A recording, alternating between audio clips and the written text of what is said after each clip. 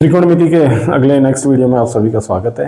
पिछली बार हमने विशेष कोणों के त्रिकोणमिति अनुपात पढ़ रहे थे, उसी से आगे है क्वेश्चन देखें तो एक एक मार्क्स में एग्जाम में पूछे जाते हैं, जाएंगे, ये पक्का है। हमें दे रखा 2 tan 30 अपॉन 1 + tan स्क्वायर 30, इसका मान इन चारों में से किसके बराबर है? ऐसा देख के तो कोई नहीं बता सकता, मैथ्स में यही है, सॉल्व करना पड़ेगा, करिए। ठीक है, 2 tan 30 की वैल्यू tan 30 का मान 1/√3, 1 + tan स्क्वायर 30, tan 30 का मान 1/√3, उसका स्क्वायर कीजिए, करिए। ऊपर 2 1 से इंटू 1, नीचे √3, 1 + 1 का स्क्वायर 1, √3 का 3, नीचे एक लगाइए, एलसीएम लीजिए। ये यूं का यूं छोड़ना है। चलो 1 का 3 बार, 3 एकम 3, और ये हो गया, ये थोड़ा सा आगे बढ़े, ये हो गया हमारा 2/√3, नीचे हमारा 4/3। बटा के नीचे बटा क्या करते हो सब, बिल्कुल उलट जाता है, 3/4 हो गया। जितना कट हो रहा है काट दीजिए। अब जैसे ही यहां पहुंचोगे तो ये तो किसी की वैल्यू टेबल में होती ही नहीं है, हमने पूरी टेबल देखी। तो क्या करना है, थोड़ा सा देखिए, दिमाग लगाइए। 2 ऑप्शन है, या तो हर का परिमेयकरण कीजिए या फिर एक और है।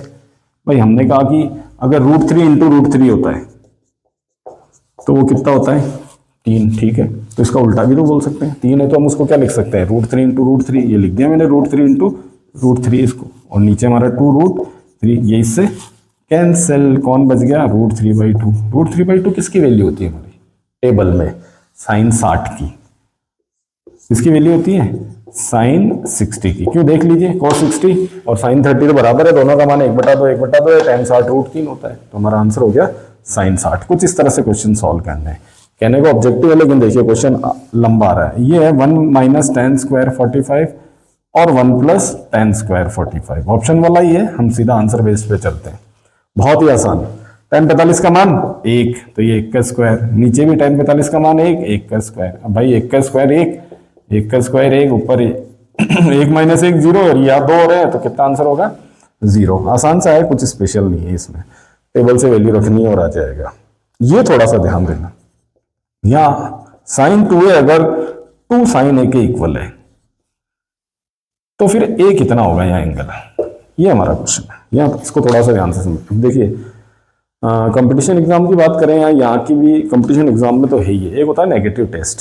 नेगेटिव टेस्ट किसको बोलते हैं, क्वेश्चन सॉल्व नहीं करना मुझे आंसर में जो 4 ऑप्शन दिए उनमें से मुझे ये देखना कि कौन सा मेरे क्वेश्चन में फिट बैठता है, बस कुछ ऐसा ही करे। इसके अगर 4 ऑप्शन की बात करें, देखिए वैसे तो मैं जैसे ही पहले 0 डिग्री दे रखा है, दूसरा वाला हमें 30 डिग्री दे रखा है, सी पे हमें 45 डिग्री दे रखा है, और डी पर हमें 60 डिग्री दे रखा है। 0 डिग्री से करोगे तभी आ जाएगा। अरे भाई एक ही जगह 0 रख के देखो, दोनों साइड इक्वल आती है, नहीं आती है। ये हमारी sin 2a = 2 sin a, किस पे देख रहे हैं, 0 पे रखिए 0, ये यहाँ 0 रखा, एक ही जगह 0। अब 2 से तो कोई भी नंबर 0 आएगा, यहाँ चल रहा है ये sin 0 की वैल्यू कितनी थी टेबल में, 0, इधर भी, और ये हमारा 2 × 0, यानी ये भी कितना 0, यानी कि हमारी LHS किसके इक्वल हो गई, RHS के। तो देखो आंसर तो हमें पता चल गया है, यही है। हाँ, कोई ये कहेगी अगर मेरे को किसी एक के लिए चेक करके बताएं, जैसे 30 के लिए चेक करते हैं, देखो क्यों नहीं बराबर है, sin 2a 2 sin a के इक्वल है या नहीं, ये देखते हैं। a कितना लेना है, 30 पे, ठीक है, ये a की जगह मैंने 30 रखा, ये a की जगह मैंने 30 रखा। अब 30 यहाँ तो 2 से इंटू होगी, कितना बन गया, 60, इधर यूं का यूं। sin 60 की वैल्यू क्या होती है, √3/2, sin 30 की 1/2, 2 से 2 कटा, कितना आया 1, क्या दोनों इक्वल है, बिल्कुल नहीं है।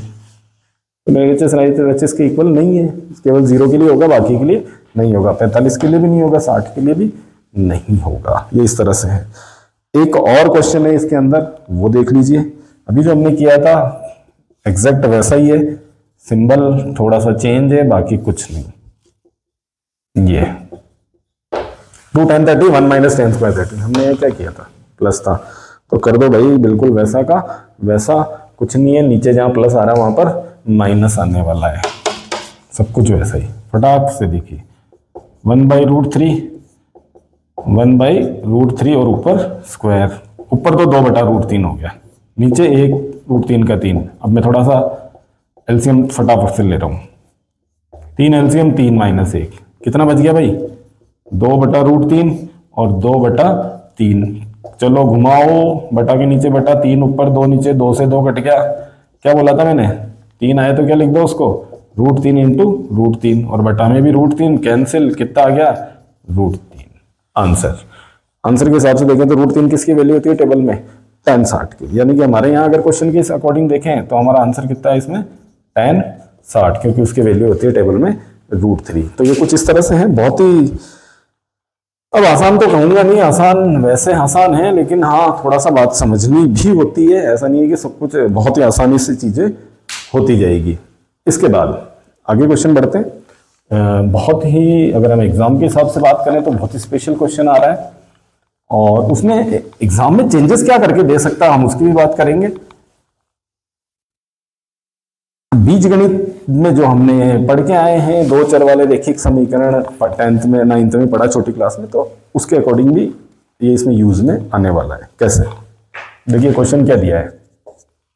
क्वेश्चन कुछ इस तरह से दे रखा है कि अगर tan a प्लस बी बराबर हमें गिवन है ये, और tan a माइनस बी हमारे को गिवन है ये 1/√3, तो a और b की वैल्यू बतानी है। इसमें कुछ स्पेशल एक कंडीशन दे रखी है, क्या दिया मैं वो लिख देता हूं। ये कह रहा है कि a प्लस बी जो है उसकी वैल्यू 0 से तो बड़ी है और मैक्सिमम या तो 90 होगी नहीं तो 90 से छोटी होगी, और एक और दे रखा है कि a जो है वो b से बड़ा है।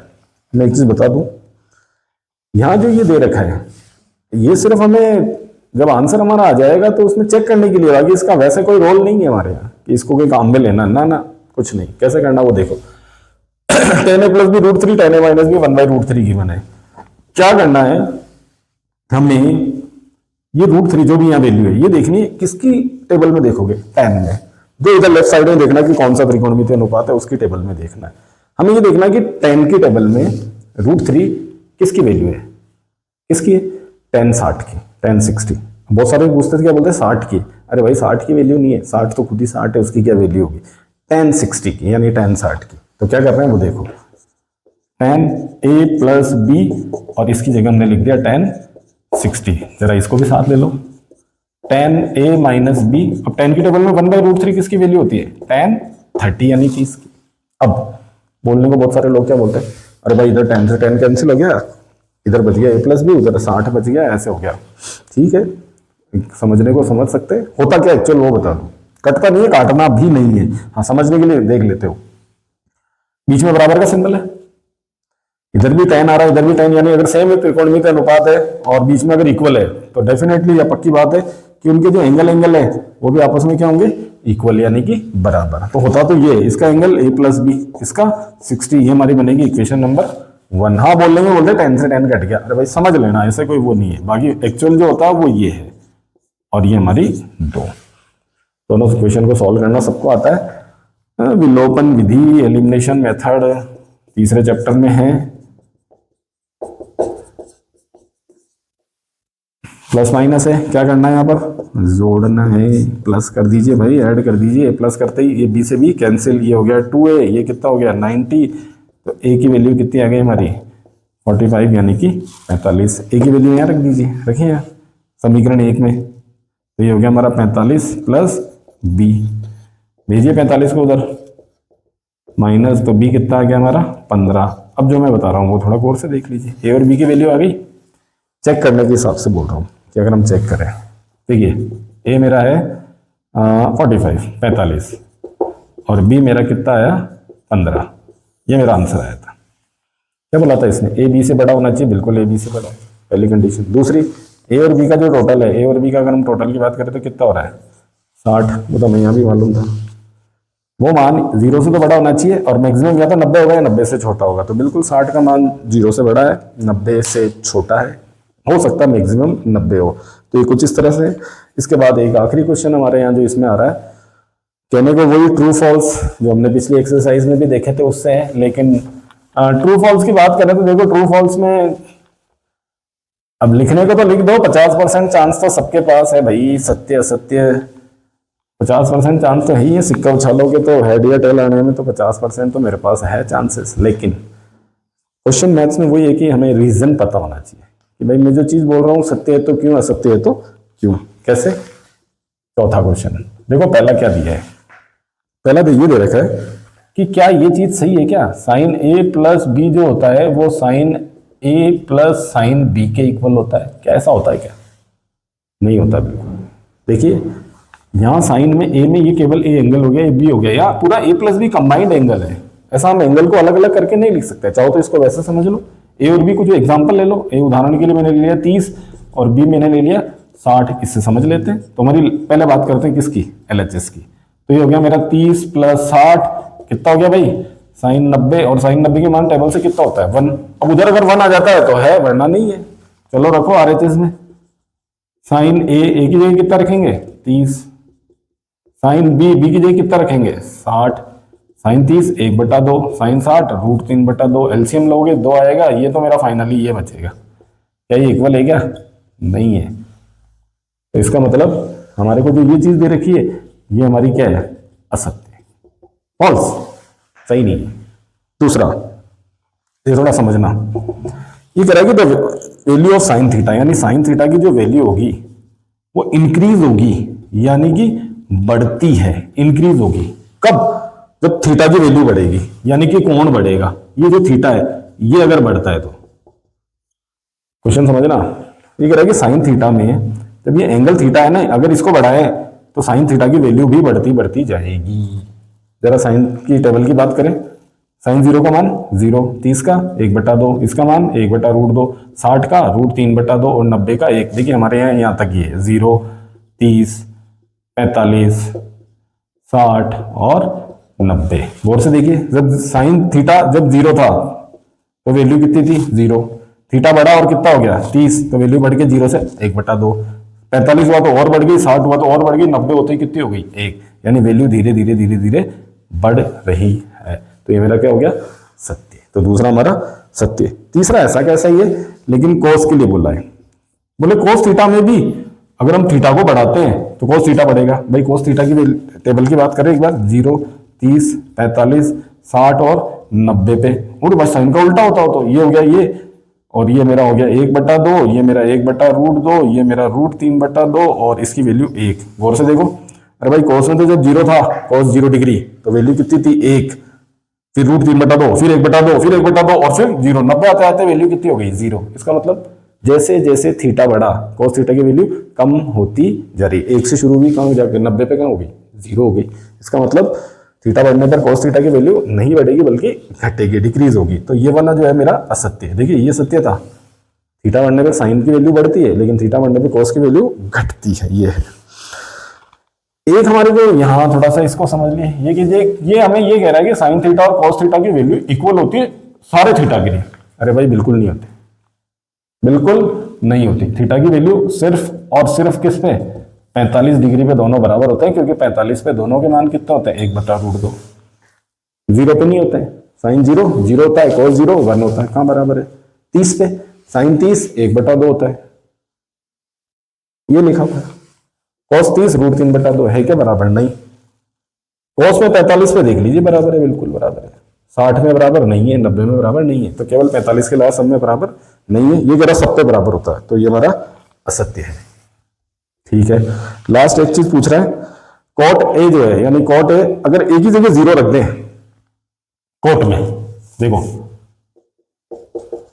अगर ए 0 यानी कोट 0 जो है वो अपरिभाषित होता है। बिल्कुल सही है, हमने टेबल में देखा था, कोट 0 की वैल्यू अपरिभाषित होती है। तो टेबल से सीधा देख के आंसर बताना है।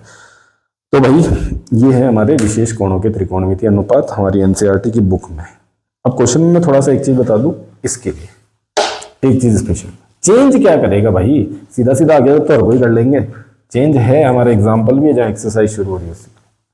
ऐसा कोई जरूरी नहीं है कि यहाँ tan है तो इधर भी tan ही होगा ना, हो सकता है इधर tan है उधर cos हो, इधर साइन है उधर cos हो, इधर cos है उधर साइन हो, लेकिन मेथड चेंज नहीं करना है। मेथड वो का वो चलाएंगे, जो त्रिकोणमितीय अनुपात हमें यहाँ दिख रहा है उसी की वैल्यू, ये जो ये वैल्यू दी हुई है उसी की टेबल में ढूंढनी है कि किसकी है। ये ध्यान देना, इधर जो दिया है तो ये वैल्यू देखनी है कि इसी की टेबल में देखनी है। हाँ दोनों जगह tan है, यहाँ तो इसलिए tan में ही देखा हमने।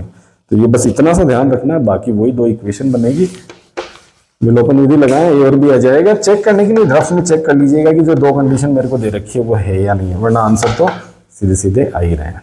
अब ये तो हुई बात विशेष कोणों के त्रिकोणमितीय अनुपात की। इसके बाद में है असली चीज हमारे पास, और वो है त्रिकोणमितीय सर्वसमीकरण, आइडेंटिटीज बेस्ड क्वेश्चन आएंगे। अब देखिए, जो मैंने कहा ना शुरू में कि त्रिकोणमिति से लोग घबराते हैं, तो वो असली चेहरा अब आएगा सामने, जिससे लोग थोड़ा सा घबरा रहे हैं या घबराते हैं। आज तक का एक्सपीरियंस मेरा तो यही कहता है। ऐसा कुछ नहीं है, एक फिक्स पैटर्न से हम क्वेश्चन कोशिश करेंगे कि हाँ, ये हम ध्यान रखना है कि जो आइडेंटिटी का क्वेश्चन है उनको सॉल्व करने के लिए मुझे किन किन रास्तों से गुजरना है, बस एक न एक रास्ता में मंजिल तक पहुंचा ही देगा। तो ठीक है, मिलते हैं नेक्स्ट वीडियो में। नहीं समझ में आए दोबारा देखें, कोशिश करें समझने की। पसंद आए तो लाइक करना ही है।